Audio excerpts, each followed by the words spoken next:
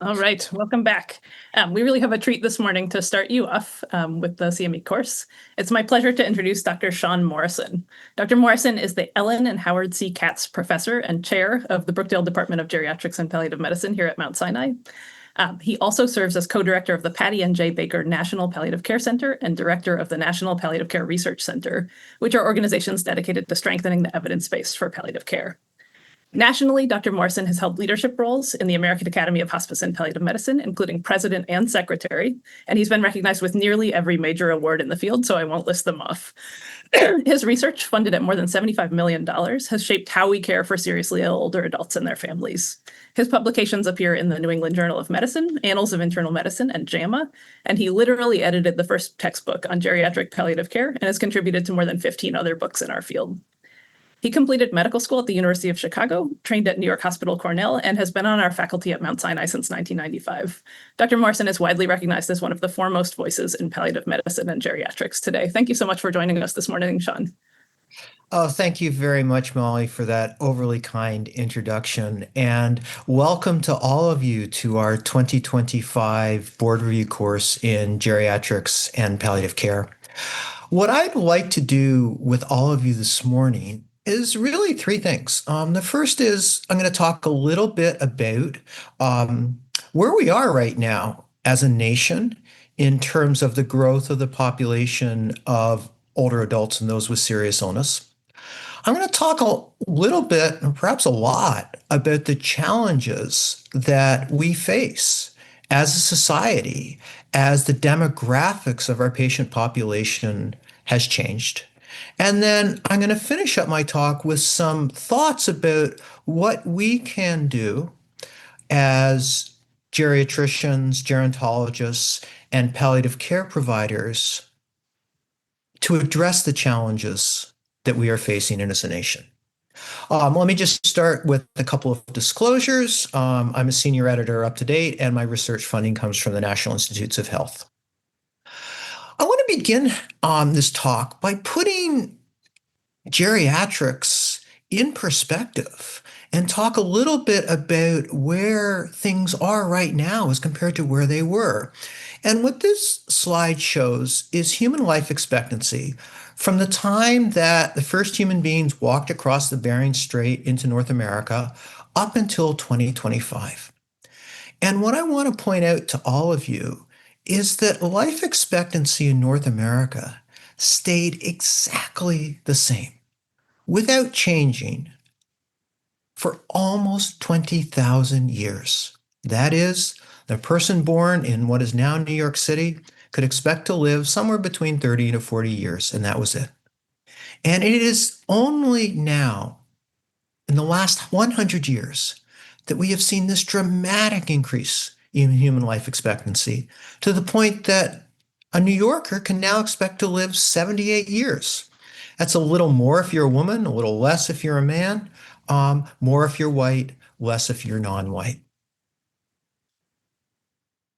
And the cause of death has also changed dramatically in the last 100 years. Back in 1900, the top three leading causes of death were infection: pneumonia or flu, tuberculosis, dysentery, followed by heart disease, stroke, and liver disease. And 40% of all American deaths occurred in children. 40%.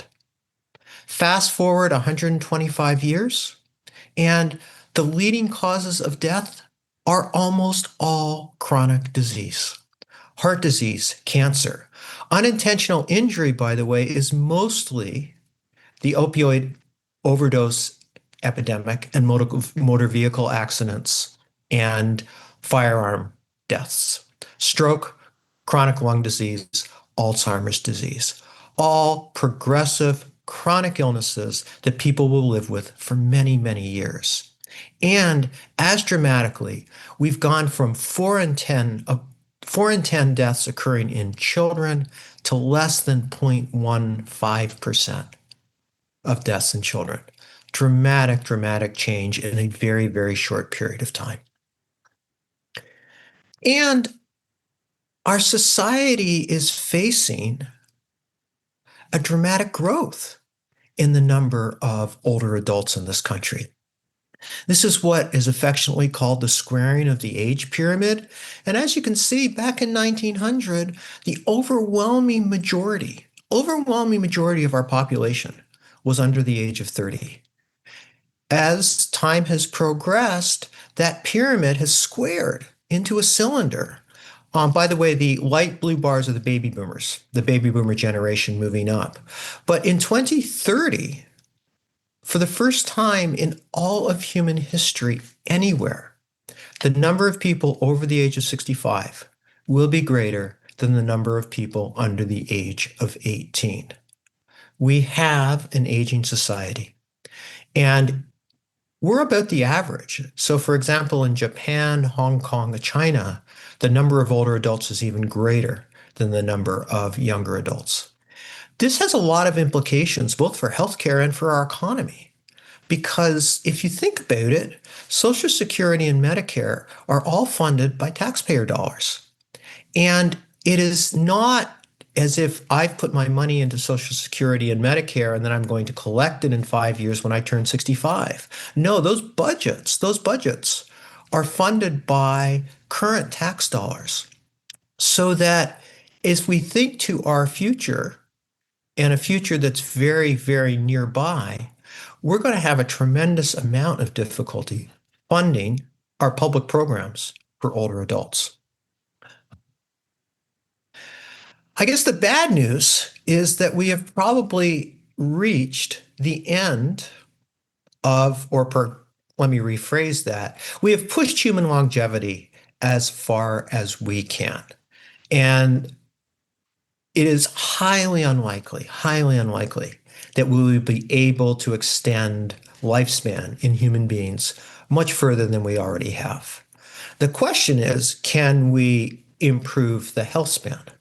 That is the number of years that people remain healthy without cognitive impairment and functional disability. And I think that's where our focus as geriatricians and palliative care clinicians needs to be. How can we make the time with a serious illness or later in our lives the best that it can be with the highest quality of life? And here we have some opportunities. This graph shows the probability of being disability free in the 15 years prior to death. The good news is that almost half of us will spend most of our later years disability free, and we will experience a dependency in one of our activities of daily living really in the past 2 to 3 years of life. However, the other half of us will experience an ADL deficiency many, many years before death, and which we will live with for a very long time.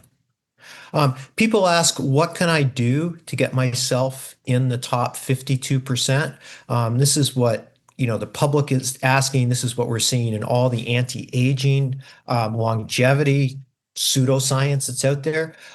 There's some very straightforward things that you can tell your patients, your family members, and your friends.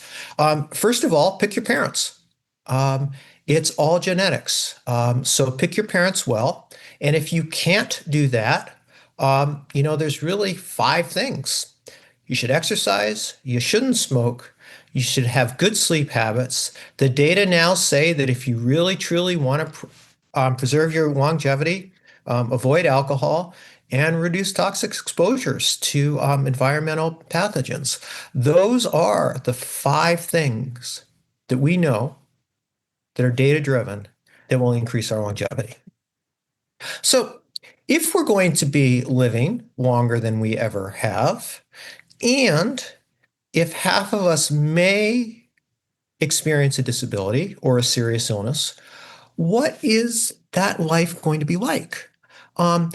It's right now not what we would like it to be. These data demonstrate the proportion of people with serious illness who are experiencing chronic symptoms at a moderate to severe level on a daily basis for more than 6 months. And it shows the 5 leading causes of death, with the exception of sudden death from an accidental injury.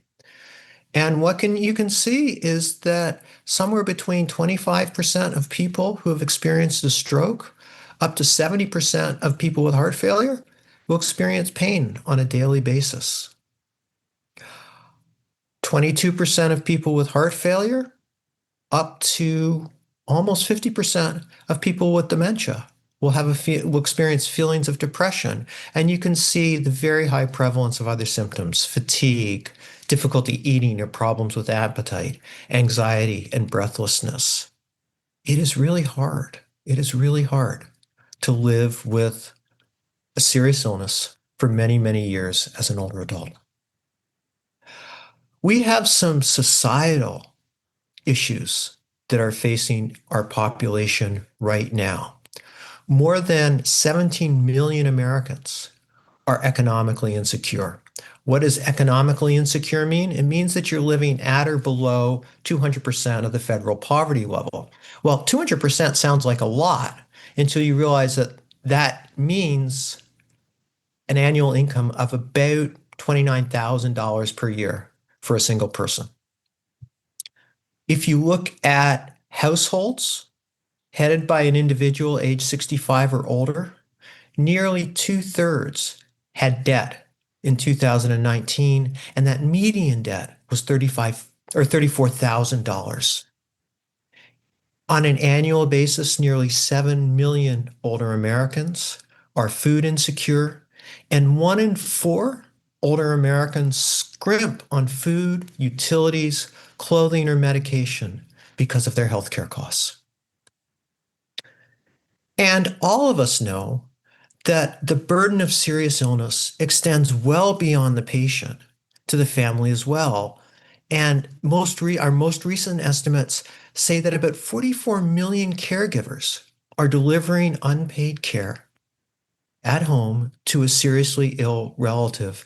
And 50% of those caregivers are between 18 and 49 years old. That is, they are actively working and trying to balance caregiving and their job.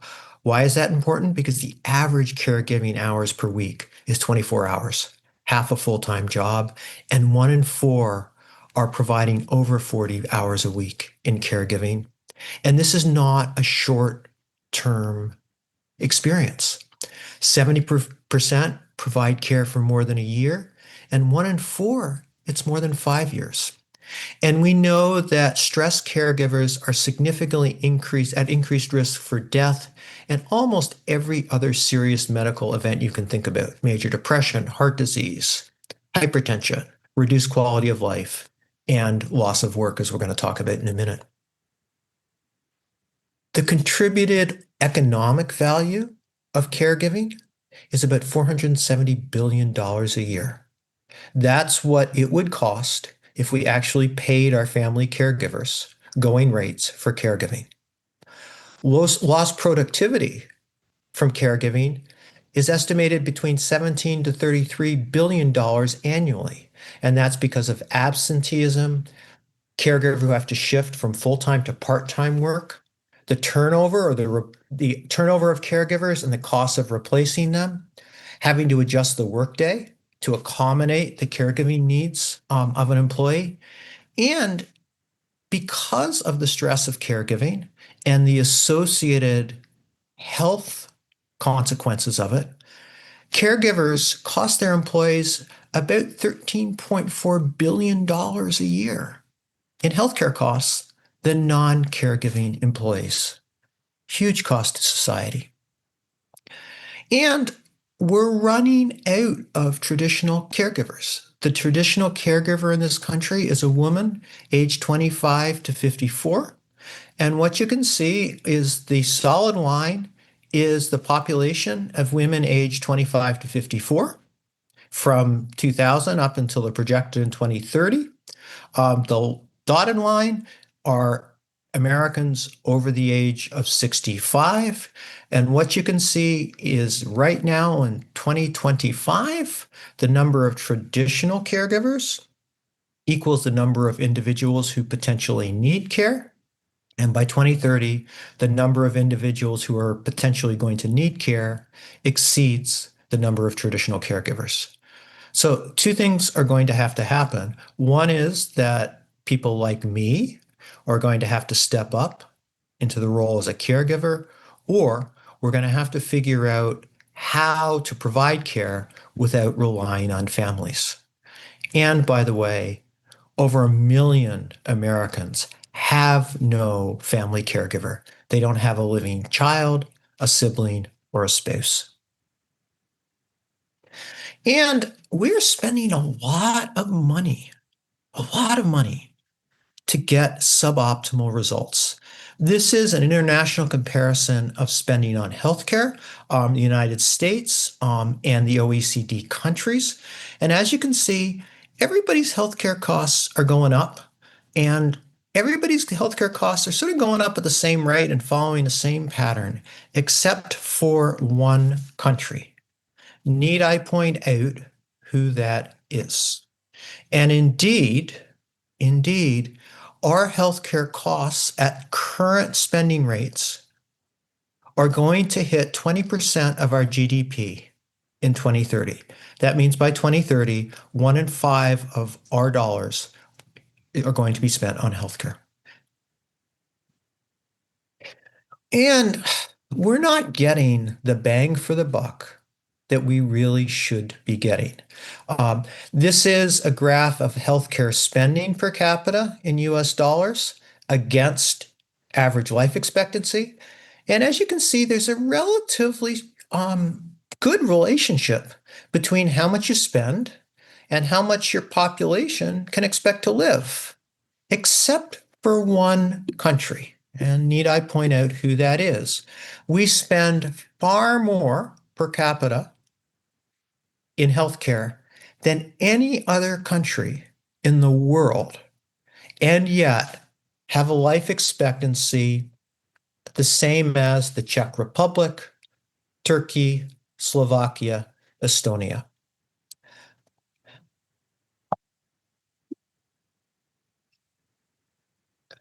And I am afraid that this is only going to get worse in the next couple of years. The 2025 Budget Reconciliation Act has significant implications for healthcare in the United States and the cost of healthcare. These are the data estimated for New York State at the present time, unless things change. New York State will lose about $13 billion in federal support for healthcare. About 730,000 people are going to fall off the essential plan coverage. Half of those will probably be eligible for Medicaid. However, the remainder will not and fall into the ranks of the uninsured. Under the new federal eligibility requirements for Medicaid, about 1.3 million will lose coverage. The federal payments for emergency Medicaid of non-citizens is eliminated. This has huge implications for all of us who are working in hospitals. And there will be $35 co-payments for people who are living 100 to 138% above the federal poverty level. To give you an example of what that looks like, for a single person, that's an annual income of about $16,000 to $22,000. We estimate about 1.5 million will become uninsured, and the estimates are that this will result in about $8 billion in lost revenue and increased expenses to New York's hospitals and health systems. Every single state will be facing these same challenges.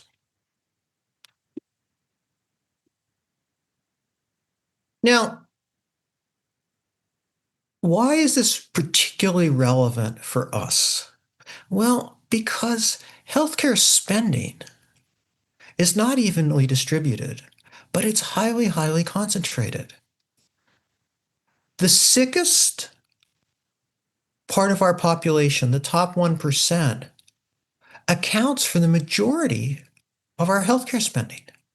Average annual expenditures for the populations that we take care of, older adults, those with serious illness, I would say that's probably about the top 10% of the population. Annual healthcare costs range somewhere between $39,000 and $127,000 per person per year. Compare that to the overall average, which is about $6,000 a year.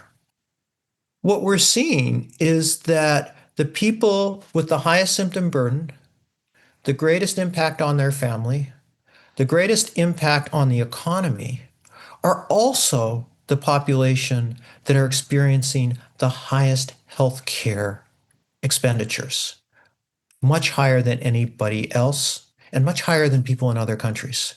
So that if we really want to tackle the value challenges that we have in healthcare, that is, can we improve quality? Can we reduce cost?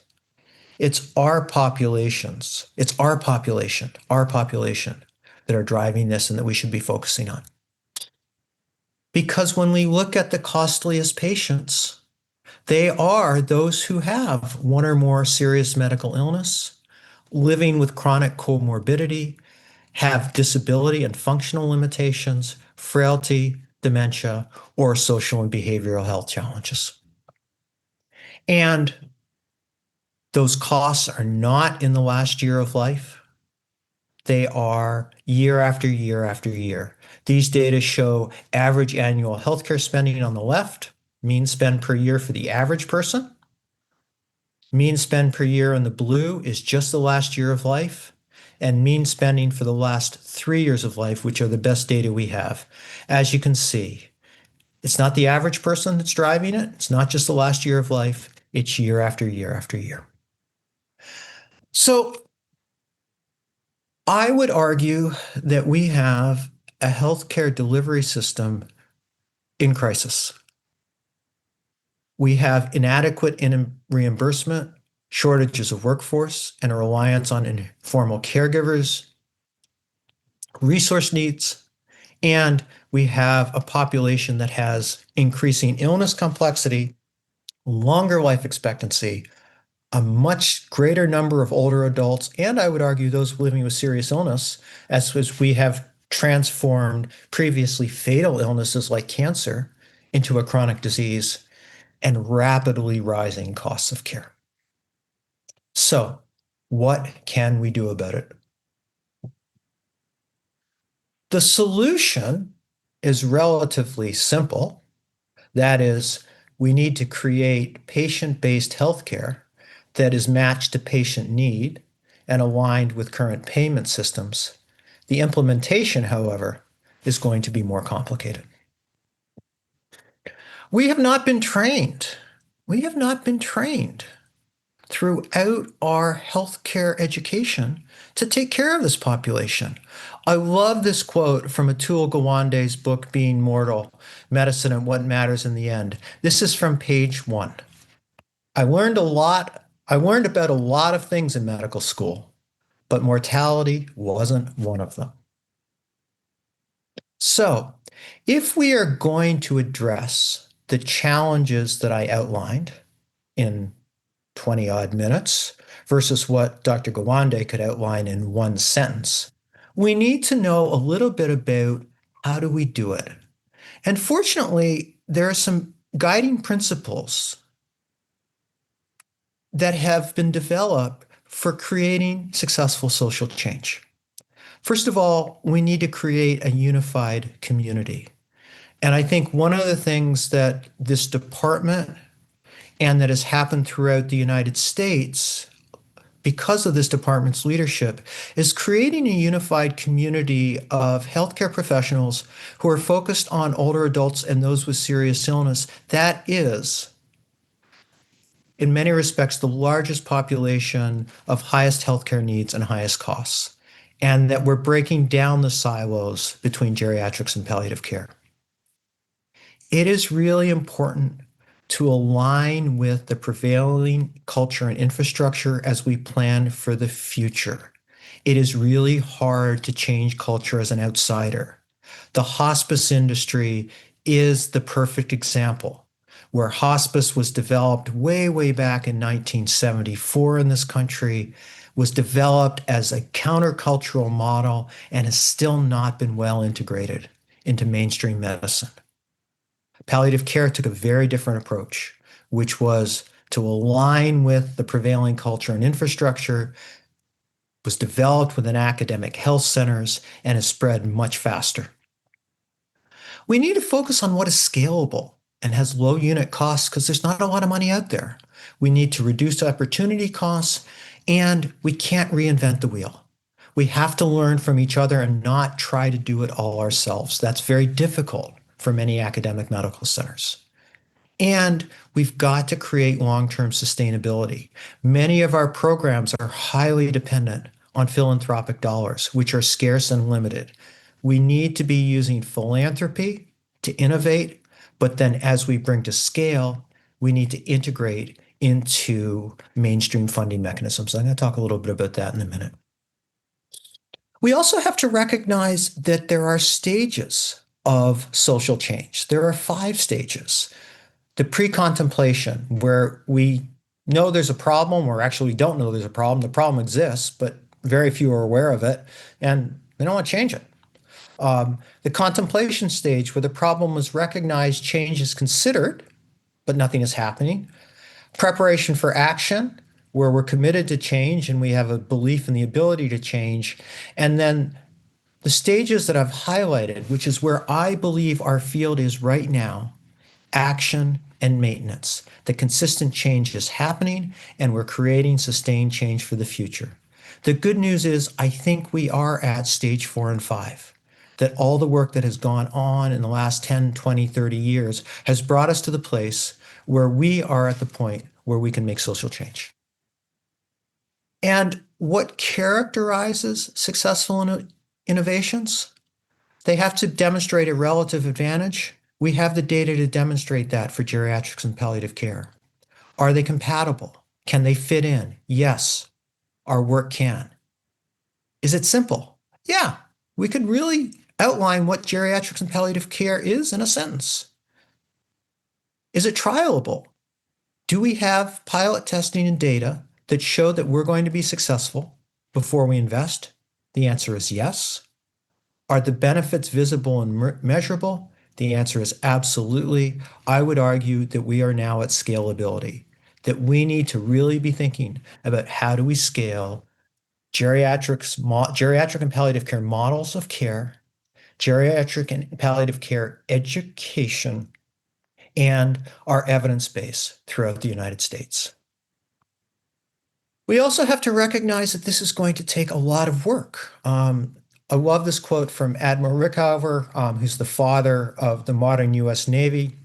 Good ideas are not adopted automatically. They must be driven into practice with courageous patience. That's the work that's ahead of us.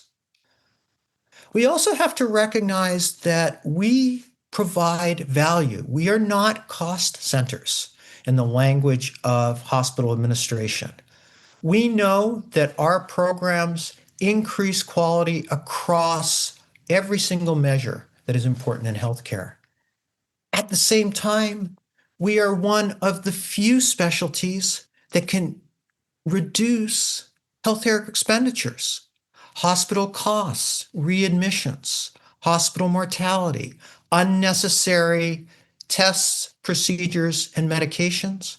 And because we are the outlier specialties, we can, by concentrating the highest need patients in one place, we can make primary care practices much more efficient and less expensive, because that one person who blocks up the entire day, that 80-year-old who can't get onto the exam table without assistance, who's there and requires an hour of our time, is not embedded into primary care practices. We can make a difference. I want to give you 2 examples of how palliative care and geriatrics really helps. The first, this is a woman named Debbie, who we took care of on our palliative care service. As you can tell from the background, perhaps, she's a hairdresser. She was 35 years old when she is diagnosed with multiple myeloma and underwent bone marrow transplant from that. And following that transplant, she had disabling pain due to the chemotherapy side effects, not the disease, but the side effects of her treatment. She was depressed, had functional decline. She couldn't work. She became socially isolated, and she was suffering tremendously, as were her family. She made multiple calls to 911 for a pain crisis, 3 emergency department visits, 3 hospitalizations. On the 3rd, we were called to see her, and she was terrified of going back to the ED because of being accused that she was drug seeking by the emergency department staff. After palliative care, her pain was controlled. She resumed work. She became the mother to her children again. She started going to church. She had 24/7 phone access to her doctors. She has an ongoing relationship with our palliative care and hematology teams that has now existed for more than 10 years. And she has not been to the emergency department or had to call 911 10 years following palliative care. And most importantly, she wasn't dying. Some of you may have seen this. This is a composite. This is a composite patient. This is Mr. B. This is a real patient of Dave Casserat's many years ago. You may note that Mrs. B makes her own clothing. But Mr. B was an 88-year-old with Parkinson's disease and dementia who got admitted to the emergency department for management of back pain due to his spinal stenosis and a subsequent fall. His pain was 8 out of 10 when he came into the hospital, and he was taking 5 grams of acetaminophen per day. We will talk a little bit later in this course about whether 5 grams of acetaminophen is a good thing for an older adult. Hint, it is not. Before this admission, he was admitted 3 times in 2 months for pain, falls, and altered mental status due to untreated constipation. And his wife, the one with the lovely dress matching his tie, is completely overwhelmed. And at this last admission, Mr. B said, "Please don't take me to the hospital, please." Mrs. B's response was, "He hates being in the hospital. What could I do? The pain was terrible and I couldn't reach the doctor." What happens when you call a doctor after 5 o'clock in most places in this country? You get a recording that says, "If this is a medical emergency, please dial 911. I couldn't even move him myself, so I called the ambulance. It was the only thing I could do." So what happened to Mr. B? Well, before geriatric care, he had disabling pain, functional and cognitive impairment. I've missed impairment there. Falls, functional incontinence because he couldn't get to the bathroom, unwanted hospitalization, caregiver stress, and burnout. Once he saw the geriatrics team, his pain was controlled. He got put on the appropriate analgesic regimen. OT and physical therapy went in. He hasn't had any falls. Appropriate laxative regimen was prescribed. He has regular bowel movements. His medications are carefully looked at and deprescribing happened. So he was removed from his unnecessary, quote unquote, toxic medications. He got social work support. His daughter arranged, this was New York City, fresh direct deliveries. So his groceries were delivered. When the appropriate time came, he was referred to hospice. He had a peaceful death at home. And like Debbie, no further 911 calls or emergency department visits. This is how palliative care and geriatrics addresses both the quality challenges that we're seeing in healthcare and the cost. Because think about how much money was saved by the relatively inexpensive intervention of geriatrics and palliative care here. Why is this important for us? Because in the past, all of our services could not be well reimbursed because of fee-for-service medicine or traditional Medicare. But as we have ceded control of traditional Medicare to private insurers, we've seen a dramatic rise in Medicare Advantage in capitated payment, such that right now, over half of all Medicare enrollees are enrolled in Medicare Advantage.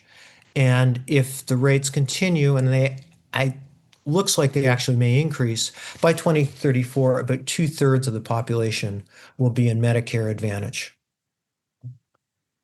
Why is that important? Because under Medicare Advantage, you contract for the total episode of care rather than individual payment, which means that cost, or let me reframe that, that means that value-driven services like geriatrics and palliative care become incredibly important to hospitals and health systems. The other change that we're seeing is that an increasing number of hospitals are now affiliated with health systems, over 2/3, and 41% of physicians are now affiliated with hospitals or health systems, so that under this consolidation, the work that we do has even greater impact for these very, very large behemoths of healthcare systems. That is, the impact gets magnified the greater, the larger the organization. So we have the job of selling what we do and how we do it. We also have to focus on educating all clinicians about core principles in geriatrics and palliative care. We need to create specialists and we have to move beyond the traditional geriatric fellowship and palliative medicine fellowship training. One of the things that Molly, excuse me, who's your course director, has done, has created really innovative fellowship training programs to meet the needs of the population. That is, fellowship training programs that train people in the skills of both palliative care and geriatrics. Fellowship training programs that are doable for mid-career people, so they don't have to take a year out of their life and go back to complete their fellowship, but they can do it while they do their full-time job. Fellowship programs pioneered by Helen Fernandez. So, for example, we recruit people into geriatrics when they're internal medicine residents, when they start, so that they continue through that.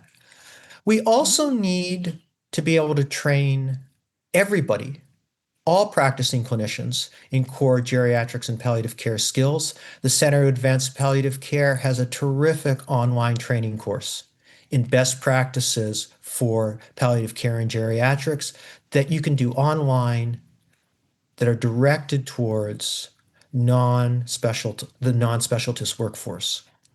And finally, we need to create leadership.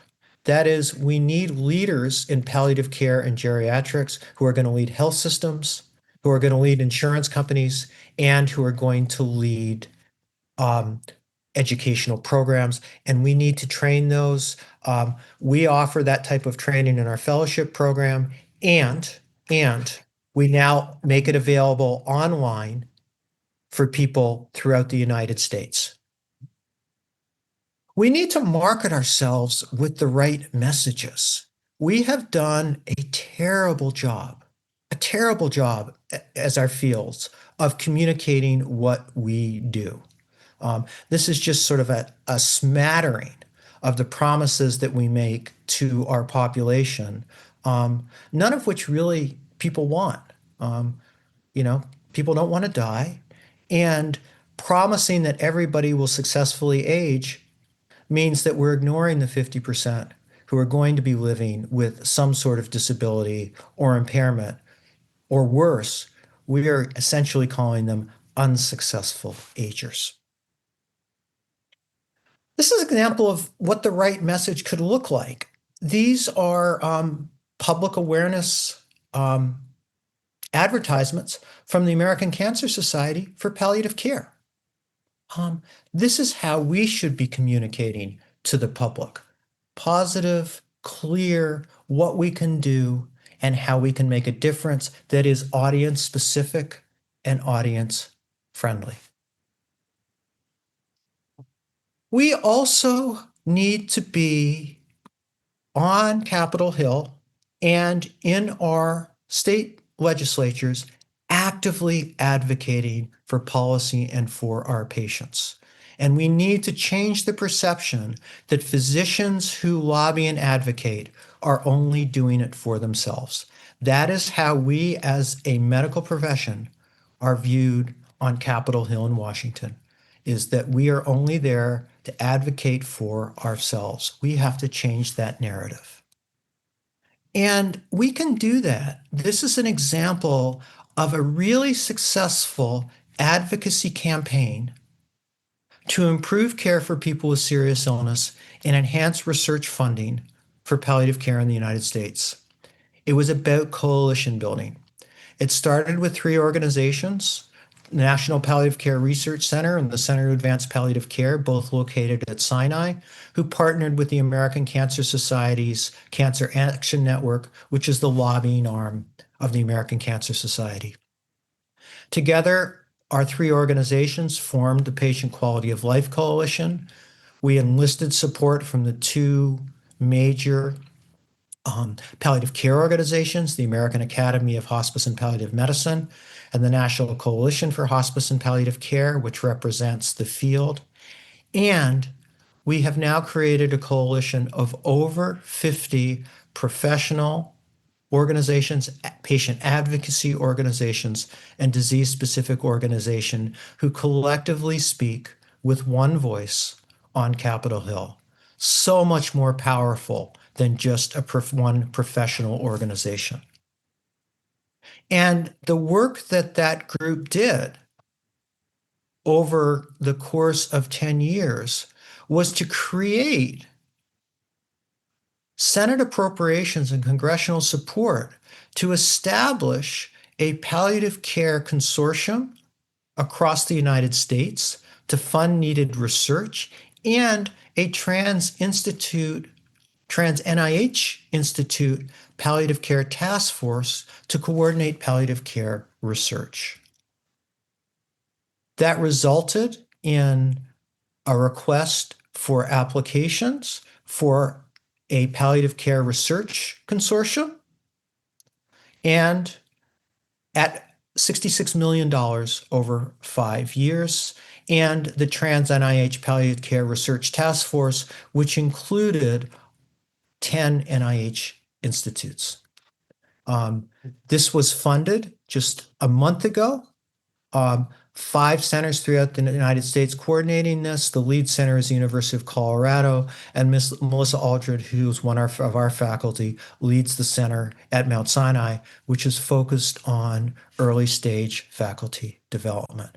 A huge win for the field, which was created by advocacy and from people in the field stepping up to work on Capitol Hill and sharing the message and bringing in key supporters. So our goal right now is to accomplish that last stage of implementation and to insert geriatrics and palliative care into the genome of U.S. healthcare. And I leave you with one final question, which is, what are you going to do to help us get there? And let me stop there. Thank you very much for being with us very early, particularly for you West Coasters. I recognize just how early it is for you, and for your participation in what I know is going to be just a fabulous course this week.